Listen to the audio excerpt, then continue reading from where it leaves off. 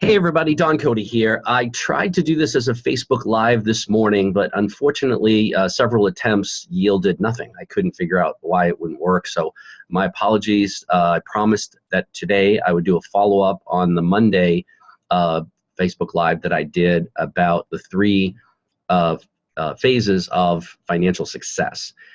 Today, what I would like to do is share with you three of my favorite ways to generate passive income. And without further ado, I'll just jump into it. The first way I started when I was 22 years old. I bought my first piece of real estate, and I did that no money down. If you'd like the details, we can talk about that privately, but I was able to achieve that. It was a 2-bedroom, 1-bathroom, Cape Cod style home in Lawrence, Massachusetts. I moved my family into that home, so it wasn't a rental property. But I had plans to be able to do a remodel and increase the value and use the equity as room for down payment on another piece of property that I was able to purchase that was a multifamily building, a rental property that did generate passive income. So I turned that into a 5-bedroom, 2-bathroom. I started off as a 2-bedroom, 1-bathroom. I paid $49,000 for it. I sold it eventually for $117,000. I made more on that one piece of property than I did in my job that year, and I had a pretty good job as it turned out. The reason why I'm telling you about it is that's how I was able to secure the second piece of property, no money down. So I negotiated a 20% second mortgage with the owner, but the banks don't like having a property 100% financed. They want you to have some skin in the game. So I asked the owner if they would actually be willing to have that be on my home residence, that 20% second, and they agreed. And part of the agreement was that after the closing, we would move that second mortgage back to the original subject piece of property, which we did. And so that second property was a 3-unit building. Needed a little bit of work, wasn't too bad. It needed a paint job. I hired somebody to do that. I did peel and place tiles in the kitchen, sanded down the wide pine board floors. It was what we call a 3-decker back in Massachusetts. I live in Las Vegas now. We don't have any of those here. We have 3-plexes and 4-plexes, but not a 3-decker like we have back east. And did some little bit of renovations to the kitchen, not very much. I put a new countertop in the 3 kitchens and stainless steel sinks. They had old-fashioned sinks, but not a whole lot. About $7,000 worth of repairs altogether. And again, I got an 80% first mortgage from the bank, 20% second mortgage from the owner, 100% financed. I didn't even have the $5,000 for closing costs. So I brought in a partner, gave him some equity in the property. Turned out really well for him. Turned out extremely well for me because I didn't come out of pocket for 1 penny. And we generated about $800 a month in positive cash flow on that property till we sold it. And the increased value went from $49,500 when we purchased it to $125,000. Now that was in the mid-'80s when real estate values were going up substantially, which they are right now. So in most parts of the country, we have a very strong economy again. Thank you very much. And so that could be done today. Now, $800 a month is passive income, but it's not going to probably cover anybody's lifestyle entirely, at least nobody watching this video. So you're going to want to scale that. So what you would do is use that first building, as I did, as collateral for the second mortgage on a third building, and just keep parlaying that into more and more properties. I bought a 6-family building and 2 3-families on one piece of property. Then bought 2 3-families on one piece of property, subdivided that. I paid $99,000 for the 2 properties, and then subdivided it, about $3,000 worth of paperwork, as I recall, through an attorney. And then sold them each for $99,000. So that's not passive income, that's profit. But each of those properties generated cash flow during the time that I was redesigning the structure so I could resell them. And so I held on to some of those properties. I flipped some of those if it made sense. But the idea is that you can make a tremendous amount of positive cash flow. Eventually, you can parlay that into buildings. You've all seen them, apartment complexes, 30-unit buildings. Sometimes you've got 10 of those 30-unit buildings on one piece of property. And then you've got a positive cash flow. You've got a management team. And essentially, you don't have to head over there with your tool belt ever. If an apartment goes vacant, you've got property manager on staff to be able to do that, and still plenty of money left over to be able to live in whatever lifestyle you want. So the only downside I see to that is that you've got millions of dollars worth of debt on your head.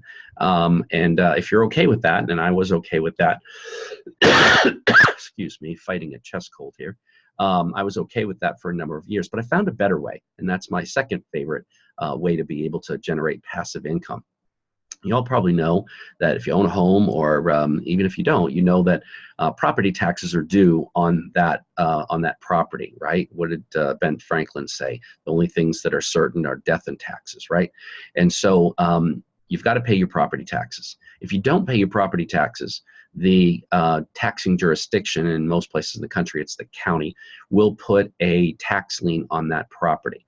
This strategy is called tax lien certificate investing, if you want to jot that down.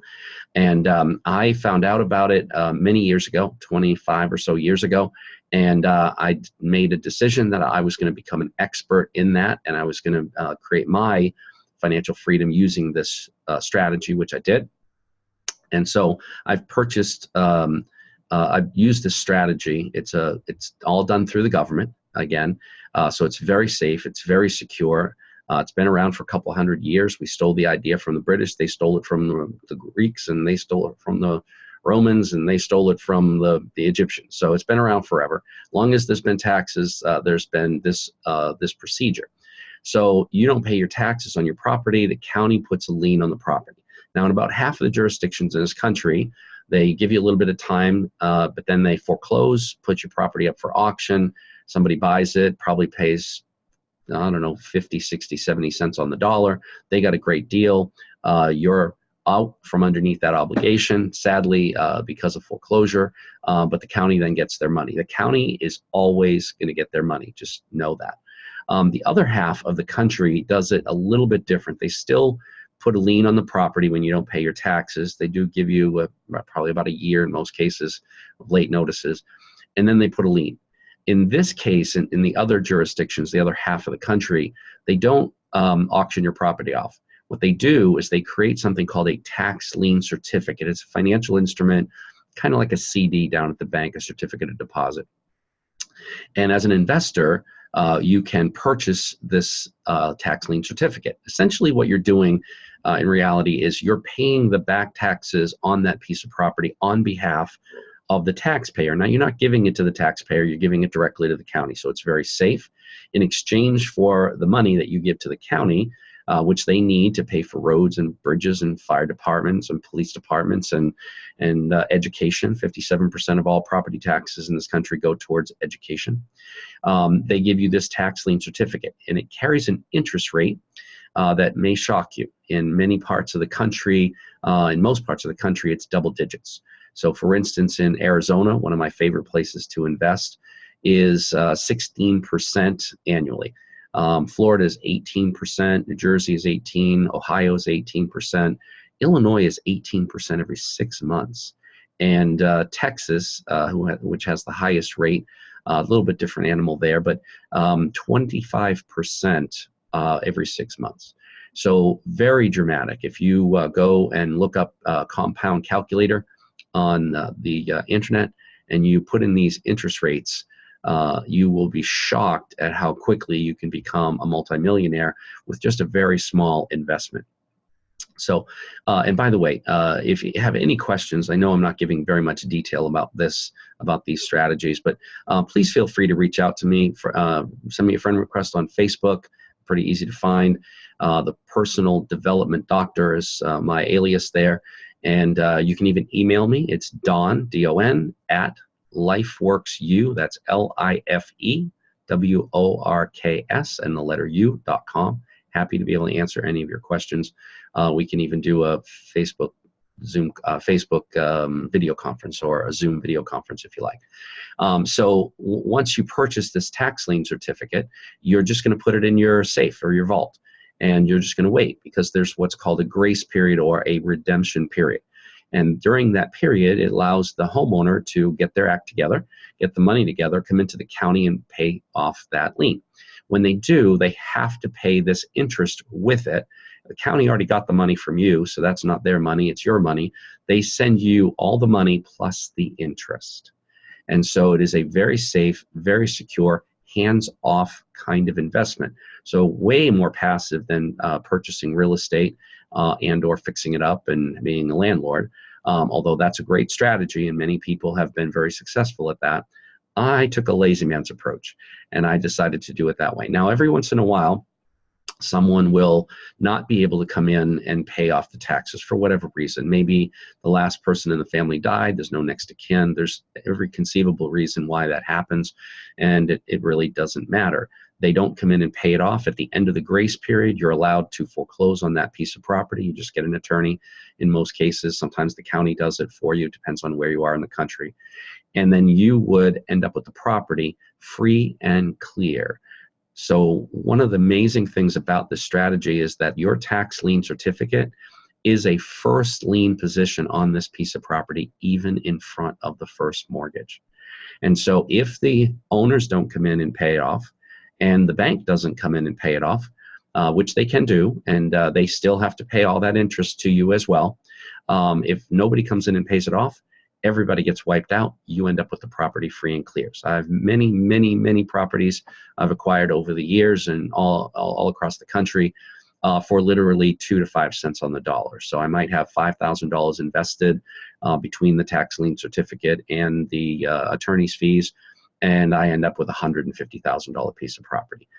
These days, in most cases, I'll just call a real estate agent and have them wholesale that property to somebody.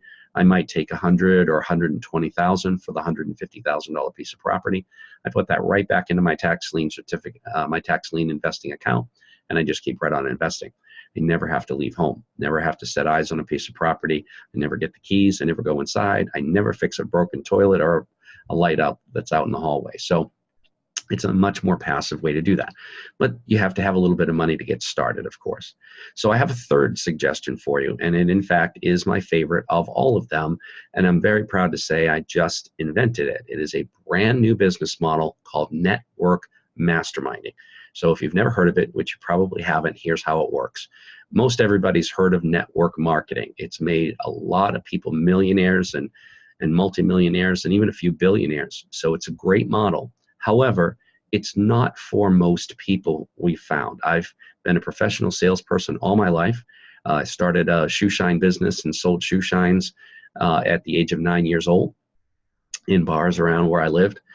So I've been selling for a very, very long time. So I did extremely well in network marketing. But for most people, selling is not their profession. And whatever network marketing company they go to work for, whatever product it is, usually a consumable, they're not an expert in that. And then they have to go and approach their friends and relatives who don't know them as an expert as well. So they're uncomfortable presenting typically, and their friends and relatives are uncomfortable with them being pitched, so to speak, by somebody who is trying to get them to buy something they maybe don't want or need. So a lot of people with all good intentions join network marketing companies primarily because of the promise of significant income. The whole premise behind network marketing is there's a lot of people each doing a little bit and everybody makes a lot of money, which on paper, in theory, works really well. In practice, not so much, because most people aren't salespeople and they have to buy products to qualify for their paycheck, and they have to sell them or fill their garage with them, which many people do. And so that's the uncomfortable part. So the upside of network marketing is, of course, the camaraderie and the personal development, and of course the promise of significant income through the multi-tiered payment plan or compensation plan. What most people aren't good at or don't like to do is the marketing. So I had an idea. What if we take the marketing out of network marketing and plug in something some people do like, which is masterminding? If you're not familiar with masterminding, it was coined, that term was coined by Napoleon Hill in the book Think and Grow Rich. I'm going to probably assume that you know what book that is, and if not, please go get it and then you'll understand. But in that book, he studied the lives of 500 of the most successful men during the Industrial Revolution. People like Henry Ford, Andrew Carnegie, William Wrigley, King Gillette, 4 presidents of the United States, Alexander Graham Bell, Thomas Edison, Harvey Firestone, John D. Rockefeller. You get the idea. So 500 men like that. Every one of them admitted to him that they had a team of people that helped them to become successful. Nobody becomes successful alone, apparently. And so he says in the preface of that book, the secret to success that he discovered comes in 2 parts. You have to bring the first part. That's your burning desire to succeed. No need for the secret to success if you don't have a desire for something. And the second part, he says, is the mastermind. He says, when 2 or more minds come together in a spirit of harmony towards a definite purpose, a third, more powerful, cosmic mind, spiritual mind, gets created, and it is the connecting link to infinite intelligence. So ask yourself this question. If you had God's phone number, do you think there's any problem you couldn't solve or any goal you couldn't achieve? That's essentially what you have with a mastermind group. So I've been forming mastermind groups for quite a long time, and we do this through the university that I founded called LifeWorks University. It is an online distance learning platform. If you're not familiar with it, it is at lifeworks.university, right? So www.lifeworks, LIFEWORKS.university. So there's no .com. The extension is .university. And you can learn more about that. If you go to the About section, you can click on the link that says Network Masterminding and tell you all about it. But just suffice it to say, for this conversation, we created a brand new business model where we use a network marketing type multi-tiered revenue sharing compensation structure. But instead of anybody having to buy or sell products, all you need to do is form a mastermind team. Find 4 people that you like enough that you want to help them reach their goals, dreams, and objectives. And you're going to be served as well. You'll be in a mastermind team of people that are helping you to overcome obstacles and brainstorm and find resources that you need to reach your goals. So we're all more successful together. Jim Rohn, one of my favorite speakers of all time, we've lost him now, used to say, all of us need each of us and each of us need all of us. And I believe that's true. And so it's a whole lot of fun. If you've never mastermind, you probably have been in a situation where you were brainstorming with some people and you said something and they said something and you said something, and first thing you know, you were talking about a solution that none of you brought to the table. That's masterminding. That comes from infinite intelligence. I call that a download. So that's what we do in network masterminding. We earn like we're in network marketing, but we enjoy the company of other people helping us to reach our goals, dreams, and objectives, and without the need to buy or sell or stockpile any products or services. Again, if you'd like to know more, go to lifeworks.university or message me through Facebook, Messenger, or my email address again is don@lifeworksu.com, and I'm happy to meet with you and explain any of the details. So that's all I have for you today. Those are the 3 ways: rental properties, tax lien investing. Oh, by the way, and we do a class through LifeWorks University on tax lien investing. I'm one of about a half a dozen people in the country who is expert level worthy of teaching this class. I've taught about 250,000 people around North America how to do this, both in the US and Canada, and I'd be happy to share it with you as well. And the 3rd way is a brand new business model. All of the upside of network marketing, none of the downside, network masterminding. Find out about it at lifeworks.university, and I'll see you in our next video. Bye for now.